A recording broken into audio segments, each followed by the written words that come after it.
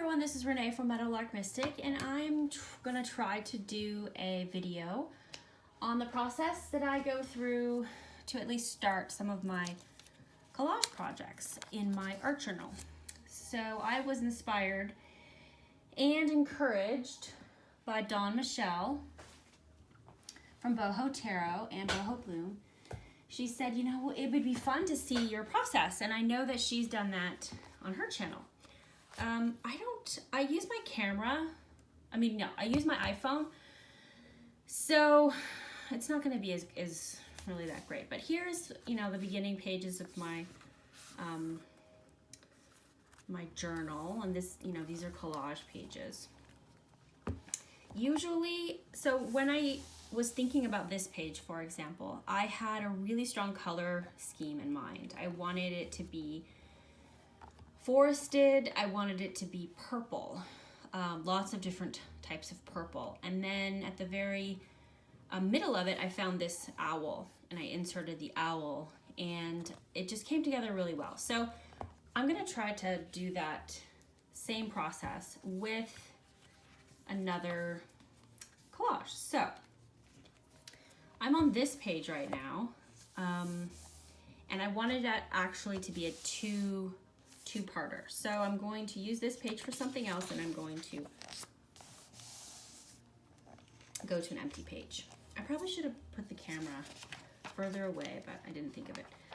So these are the bits and pieces that I have gotten out of my cardboard box lid with the colors that I'm kind of thinking of. So we've got pinks and blues, a heron that I want to feature.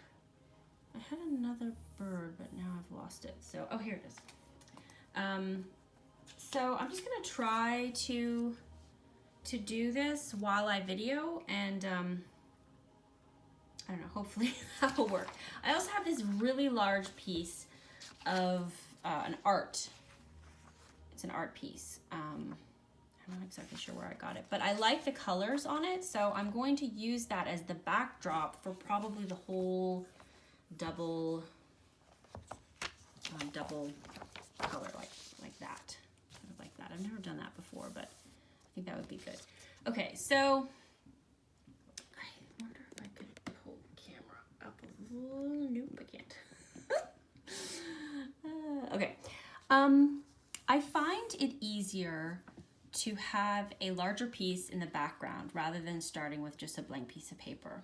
As I put this piece of art on my page, I find that it's oriented upside down. So the reason that I feel that way is this kind of looks like landscape, and this like the sky with birds in it. So if I were to turn it around, just visually, it seems to work better for me. So I am not at all precise when I do this. So I'm just really gonna show you what I do. So I want this cut in half. So I'm gonna take my fingernail and I'm just going to run it down the middle of the page, which will give me kind of a line. And then I'm gonna get my scissors and I'm just going to cut it. The reason that it's not that I can't be precise. It's that I find if I make things too precise, I will talk myself out of doing something. I am a double fire air sign. So I work better quickly. If I kind of get bogged down in details, I have a tendency to just wander away from a project. Okay, so it obviously doesn't go to the top and it doesn't go to the bottom. Actually, it's not obvious, you can't really see that. But so I'll usually pick one. So either the top is going to lie flush or the bottom is going to lie flush. And I think I'm gonna do the top. Going to kind of lie flush. Now I'm going to have kind of an ugly border here, but I don't really care that much. And it wouldn't have happened if I had measured it, but I didn't. And then so this side is also not straight. So I guess I spend a lot of time fixing errors that I wouldn't have had if I slowed down. But you know, that's okay. And this is not cut straight. That's interesting. So usually the magazine is cut straight on the top and the bottom, but this one is not cut straight. So what I'm going to do is I'm change my mind. I'm going to have the bottom, and then I'm going to just use I just used the page to cut it. So what I like about collage is it gets me looking at lots of other people's art, and it makes me feel like I'm being creative. Whether I'm being creative or not, I guess, is up for kind of debate. I think I'm being creative, but it is taking other people's, you know, work and kind of reworking it. Okay, so this would be the base, and I'm going to use this glue stick to glue it down. This glue stick, these glue sticks that I use are not that great. I wouldn't suggest if you have tacky glue, I would totally use that. Not only am I lazy, I don't want to go to Michael's or wherever, I'm also kind of cheap. So if I have something that works, I will use that instead of getting like a better product. So you want to try to not have bubbles, but you know, sometimes I have bubbles. And then you kind of do that, and you've got that one side done. Okay, so now I'm going to do the other side. And yeah, I try to do the bottom first.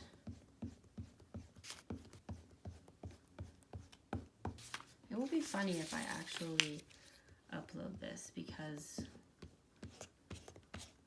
it has to not be an hour long, because I have no idea how long it takes me to do these. I've never timed it. And it also has to make sense. And the chances of all of those things happening are kind of slim. So, but if no one sees this but me, that's okay.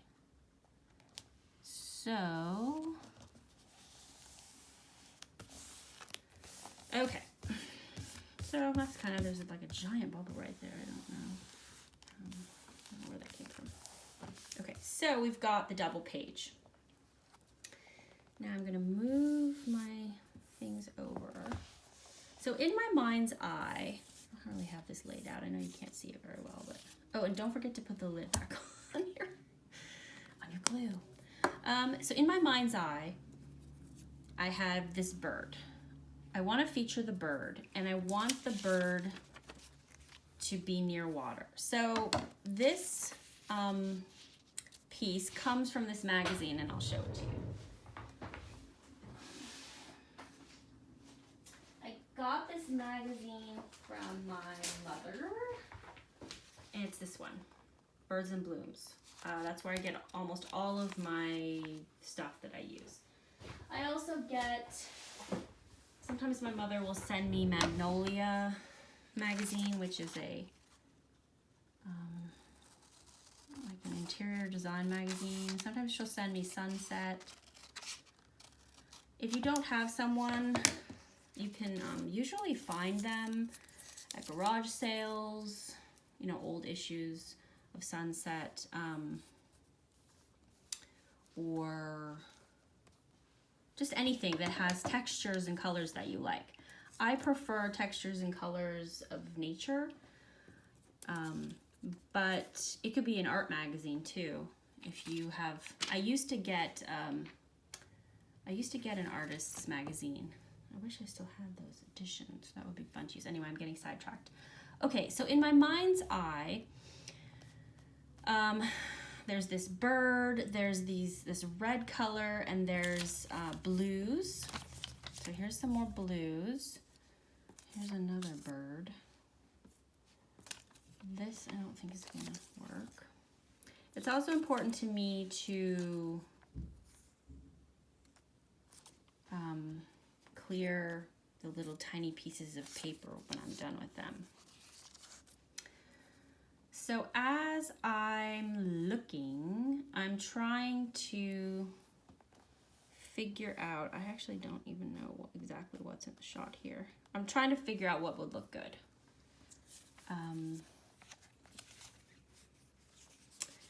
I would like the top to kind of fade out, and I like the bottom to be busy. Busy and dark, because that kind of, so this would be like, this color would be more like the middle, and then the bottom would be more like this piece. Oops, you can't see that. This dark piece here. So this is like a mid-range tone, and then this is a darker tone. Actually, and then we have even darker ones. These be even darker. Because that's just kind of what your eye sees when you look at a landscape. Often you'll see the darker pieces at the bottom, and then it goes lighter, and then up. Something like that. So that's what I'm thinking about. And then I'm trying to make it work with what I have here. So in that sense, it is kind of good sometimes to have a limiting number of options, because if I took out my magazines and used every single piece of tiny bit of paper that I had, I would be completely overwhelmed by that, because I have a lot. So I like this blue piece, but I'm not exactly sure how to incorporate it in there, and I'm really liking how weird that looks. So what I'm probably gonna do is I'm gonna start laying the bottom pieces. I really like this in the middle. Unfortunately, my heron doesn't have any legs, which might be a problem. So I'm going to, I'm gonna start on the bottom and work my way up. So let's see, that's more like a mid-range, and I said this was the bottom. Now I don't always do a piece that spans both, so that might give me a problem. I'm not really sure if that's gonna work or not, but let's just try it. So I think this dark kind of looks, I don't know what that is. I think it's shrubs or something that are like really red. I don't know if they're colored red or it's just the sunset, or I like that. So I'm going to glue that in the middle. And I'm going to try to get it to tuck under there. Now I know that there's a little number right there. You can't see that. I know there's a little number right there, but I will cover that up somehow later. And then this is like the mid-range going into blue. I've never actually done it like this before, so we'll be learning it at the same time. Usually it's more kind of haphazard, but I'm trying to talk you through it so you can kind of understand why I do certain things. But when I'm doing it by myself, obviously I'm not talking to myself. Actually, that's not true. I do talk to myself, which is a little weird. Oops. So I turned that back around because it has the bottom edge. Is super straight.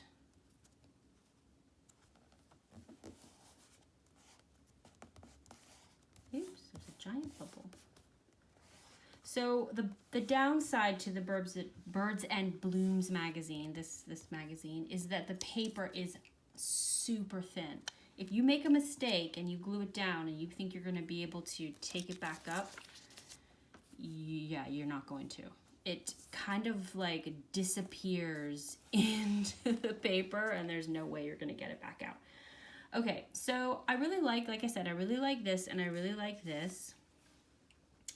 I'm going to move this down a little bit. I was thinking that this would be nice on the side as kind of like a tree, but obviously not a tree. It's a bouquet of flowers. But sometimes when you're doing this, just the visual idea of a tree kind of tricks the eye into thinking that it actually is a tree. So it gives kind of a vertical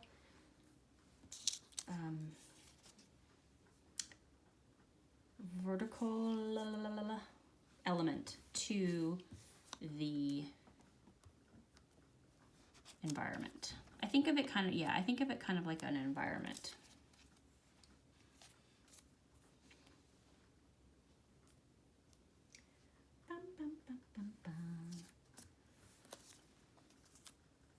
Sometimes I just, place a bunch of pieces of paper on things because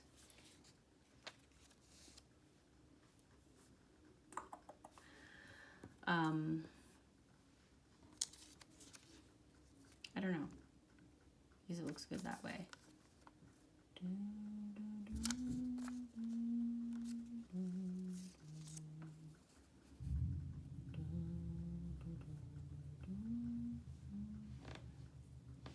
Hear my candle in the background and somebody's car.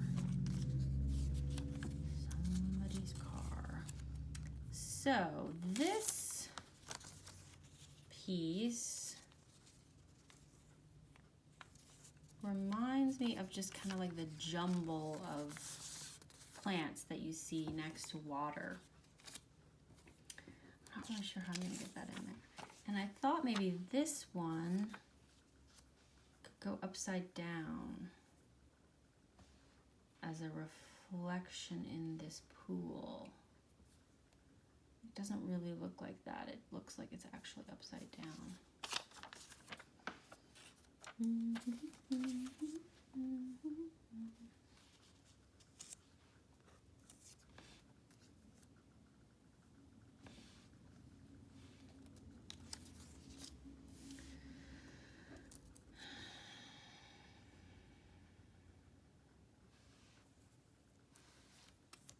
I spend a lot of time just arranging and rearranging things, and then there's a point where I just don't want to do it anymore, or I just feel like, oh, it's done.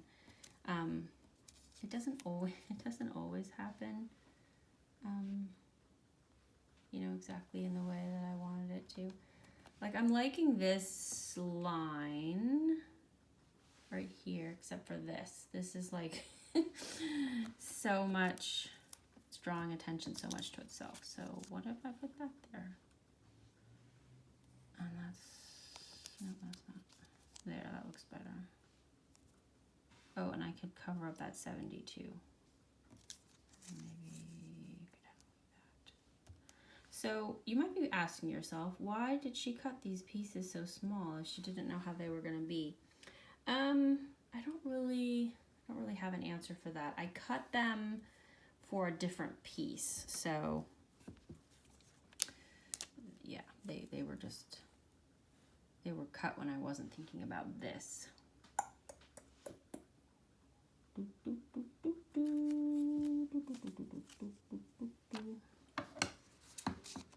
And then sometimes I will cut things just to make their shape a little more easy to work with. Like this had like weird, it was just a weird shape. I don't know if I'm liking this as the tree. I mean, I could probably easily find an actual tree. I'm gonna take a sip of my tea.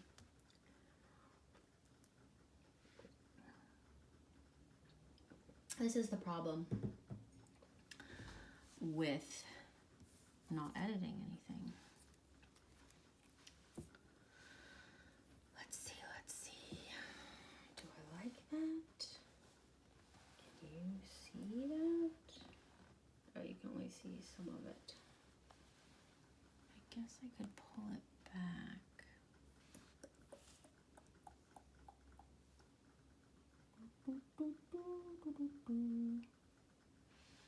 Okay, so I do like, I'm gonna move him up. I do like this bottom. I like how kind of murky it is and red and kind of has weird layers. So sometimes I find one of the trickier bits is once I get it the way I like it, it's hard to take it off and then put it back on again in the exact way I like it. Because there's like no rhyme or reason. I mean, it's not like I number it so that when I take it off and then I try to put it back, I forgot like where something goes. So. Okay, so I think this, does this go like that? See, I've already forgotten. This goes like that. Oh, no, this goes here, I think. Shoot. See, yeah, I don't remember now. Yes, I think it goes like this or something like that. I don't know. It doesn't have to be that perfect. But there's a weird little, I don't know what I was thinking here, but there's a strange little tag there. Okay, so I'm just going to stick my glue on here. This is not really the precise way to do it because you get sometimes you get strange lines. But that's okay. I'm gonna put this. It's strange, but you can kind of tell when it's not oriented correctly, even though obviously I'm not using its orientation at all. And then I'm gonna use this for over here. Oops, you can't really see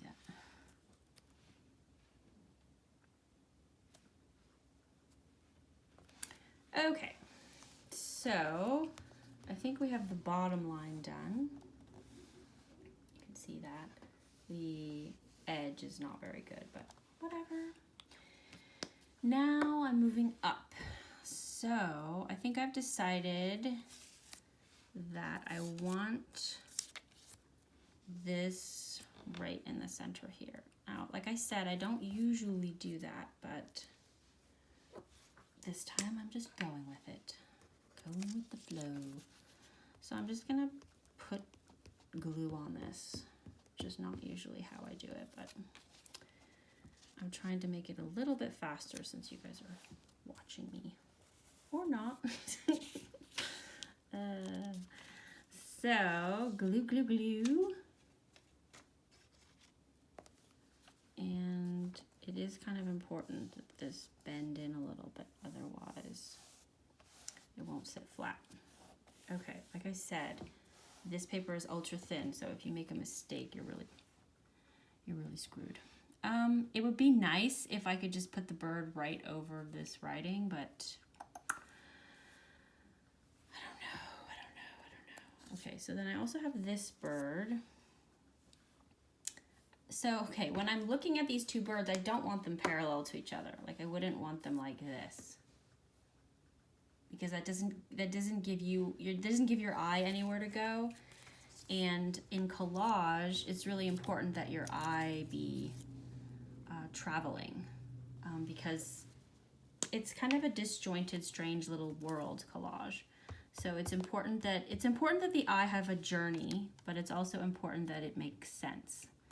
So, you know, if you were going to have stars on the bottom, there should be a reason why they're down there. Like a pretty important reason why they're down there.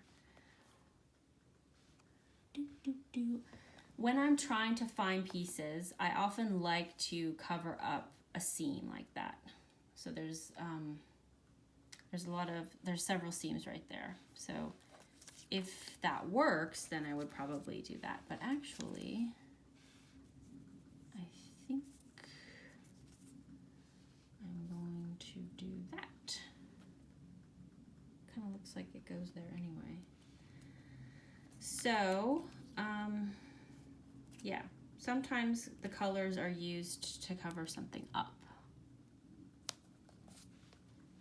Now, in this case, it goes off the page. I guess you can't see that, but it goes off the page, and then I'll come back with my scissors and cut it. Okay, so I have the kind of the murky bottom of my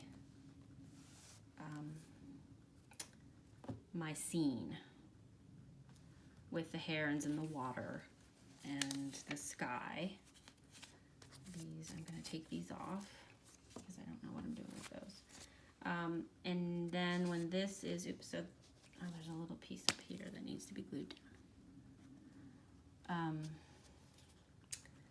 So then I'm going to take this, I'm going to open this page and I'm going to cut this off. Oops. I guess the reason I wanted to do this was to encourage you to just try it, to just play. Because when I first started thinking about doing collage, I just got really overwhelmed with all of the different ways it can be done. And it doesn't have to be so overwhelming. If you give yourself permission to just jump in, then often it will work itself out. So this is a long, thin piece that I had actually in this one. And it is a forest with trees. Here, this one. You can see that there. So visually, it gives you exactly what I'm talking about, which is, well, it gives you three different things, but you've got the dark, the medium, and the light. So I could cut this here and put it dark, medium, light to give a sense of upward movement, or I could leave the whole thing. Obviously, I cannot have the 70 there. Or I could put it over here and give kind of an upward movement. I think I like that better. So I'm going to glue that down. I use whatever I can find. And I don't, like I said, I kind of challenge myself to find the colors that I want, but then I need just use the pieces that I have available to me. And the reason I do that is because otherwise it's really overwhelming. Okay, so we've got the bottom, which is this reddish color, and then we have that moving into blue. The blue of the lake or whatever. So what's kind of interesting is this looks like the sky, and then we've got another piece of water, and I have another bird, which I kind of like over here. And then I've got some random flower. And I'm liking this echo of government because it's been on my mind a lot because of the election. But this space, I still think it needs some kind of verticality. I don't know if I like that. So at this point, sometimes I will go back to my box, specifically looking for something. I think I'm just gonna put this guy down.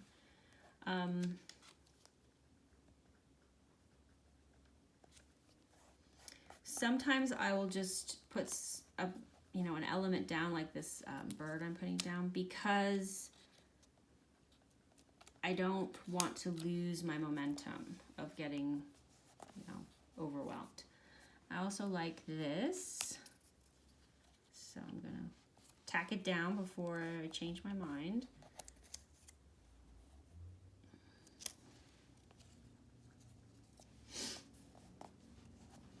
And sometimes I don't put enough glue, which is kind of a pain. And then, now should we have this go all the way to the top?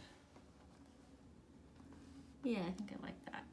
I don't know how I'm gonna get the other pieces to be flush with the top, but I guess I'll worry about that later. course, if the top, and it's not, if the top is not straight, which in this case it's not, it will not sit straight. But since it's collage, and because I am the way I am, it's more just kind of like, whatever. Okay, so we have all that down. We have this little flower. I'm not exactly sure what I'm gonna do with that. It kind of, maybe it would go over here. I put it down here. Maybe it would go, oops.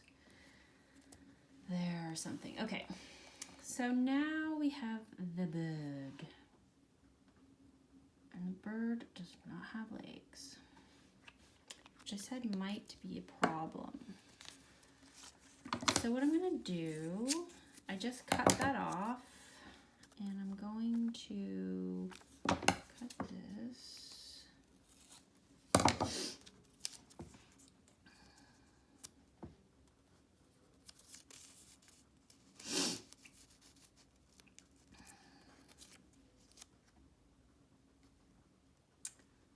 So I'm playing with the idea of these are the bird's legs, but obviously they're not the bird's legs. I mean, you know, they don't even match. But I'm just looking at it to see if visually I can make it work, even though those are not his legs. The picture that I got this from, his legs were not visible.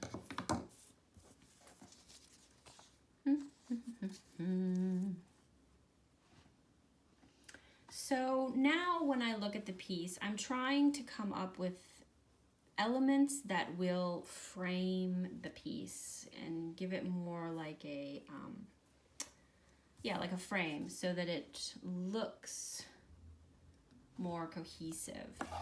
I just found this piece, which I think if I flip over, will look a little bit better like that. This is not working, but I like that, okay. It needs to, I don't know what I'm gonna do at the top there. I'll probably put a piece of blue at the top.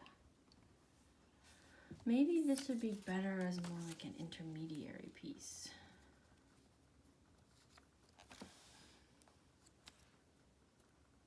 Or maybe not. Yeah, maybe not. Okay, so I have this piece here in this corner. I need more dark over here. So maybe I am gonna put this over here.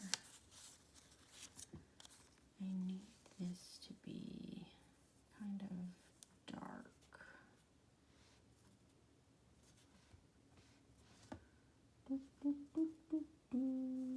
But I gotta get rid of that. So visually, I want this corner to be darker than it is. And so I'm going to try to make it darker by layering.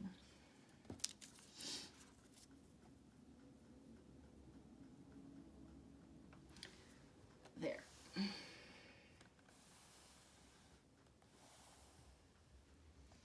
So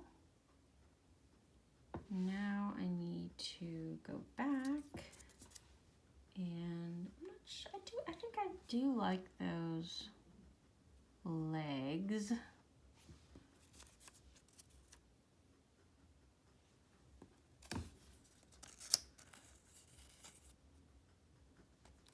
Oops.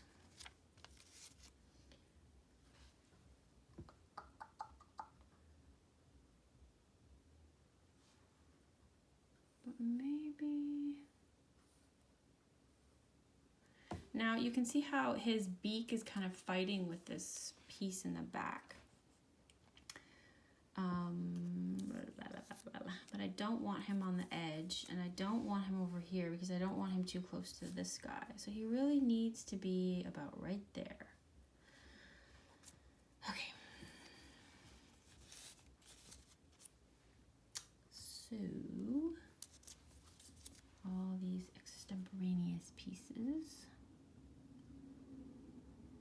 But I really do need this verticality here.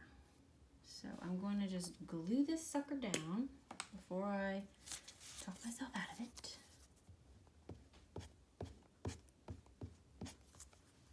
This is just Elmer's washable school glue. The purple doesn't stay, but you know, like I said, it's not the best. It's not the best glue, but it's what I had on hand because you know, I used to have kids at home, and we would use glue.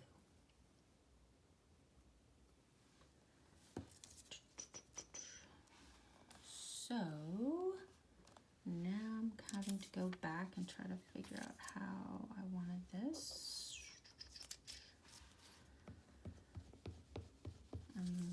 I guess I use more gradients of color.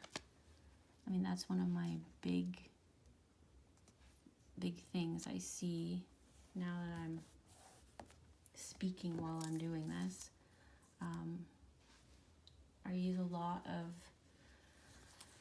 you know, I have a color scheme in mind, which in this case was blue and pink and kind of dark reds, or burgundies, I guess. And then I had a scene in mind, which was water, and then kind of murky down below. And then I just kind of use the pieces of paper that I have to make that scene happen. Do I even need that?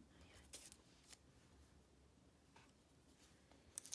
But I didn't realize how much I use gradients of color. So there's the mid-range and then there's the lighter at the top.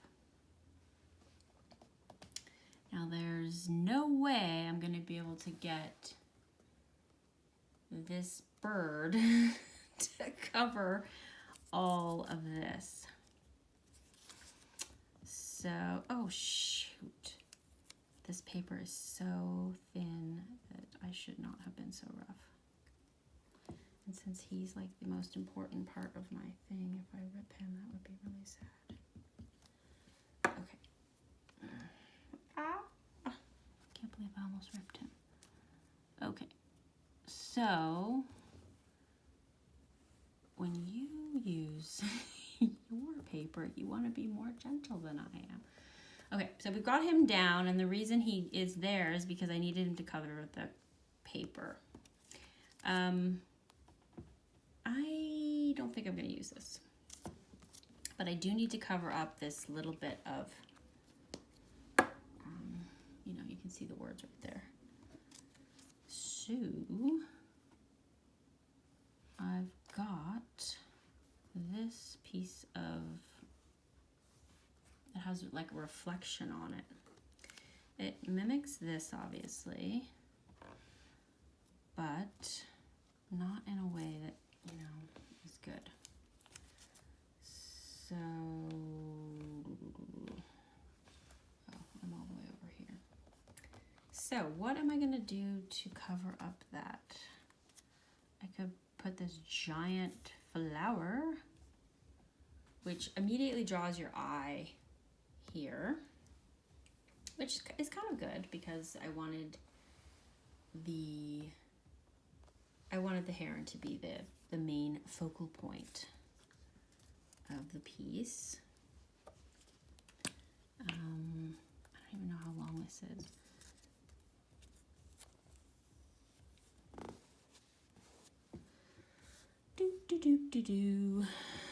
I don't really want to cover up these big splotches. Interestingly, I don't know why. Yeah, this piece is really,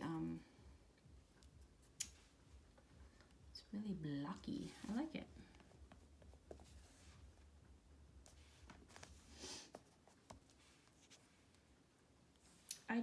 Sometimes I don't know why I do certain things. They just look right to my eye. you know, I wanted this kind of verticality. I really like the woodiness of this, but the white on the back just makes it almost impossible for me to use it anywhere.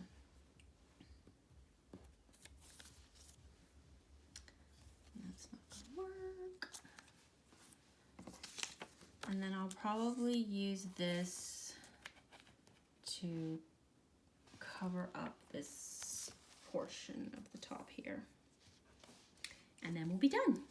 At least we'll be done as much as you're gonna see. Okay, so I'll just fold that and then I'll cut it. I actually have a cutter. I use it when I'm trimming tarot decks. But obviously I can't be bothered to get it out. So I don't want to interrupt this, so I'm going to cut that with my super precise cutting. And then this is a problem. I don't know, can you see this? This is a problem, this weird, yeah. So I should have thought about that, but you know, I didn't. So I'm going to have to figure out, probably what I will do is I will put some kind of design element there. Now the blue is darker than this blue, but I don't know, it doesn't really bother me. Okay, so I've got this little bit that's, you know, really annoying. I could put this there, but I'm still stuck with that tiny, tiny little bit. What to do, what to do, what to do. If I planned this better, this wouldn't have happened. So at this point, I look at my straggly pieces to see if there's anything I can use or salvage. There's this. There's this. What could I do? Or I could use, I guess I could insert, oh, that kind of looks cool. Oh, I know, yeah, I'll make it like a weird tree. Okay, so what I'm gonna do is, this is going to visually be the top of the tree, quote unquote the tree, but it's not really a tree, they're dahlias, but I'm going to make them the tree. So I'm going to make sure that it covers that. It's similar in tone, and then I'm gonna go back and cut it off with my scissors. Okay, so that is my piece. I hope you enjoyed this rambly collage with me. So that's the bottom. Oops, I need to put that on there. It really is just haphazard like that. If I like the way it looks, then I stick it on. So this is the finished piece. I'm going to go back. So I'm gonna go back and I'm gonna cut this off, right, you know, with my scissors. And then I usually also go back, and if I can't find a piece of paper, I will color it with my colored pencils. It's like I use the colored pencils as camouflage when I make mistakes. So there's my piece for November, which kind of goes with the color palette of this one. You know, this is November, showed it to you already, and this is the collage, so it's similar.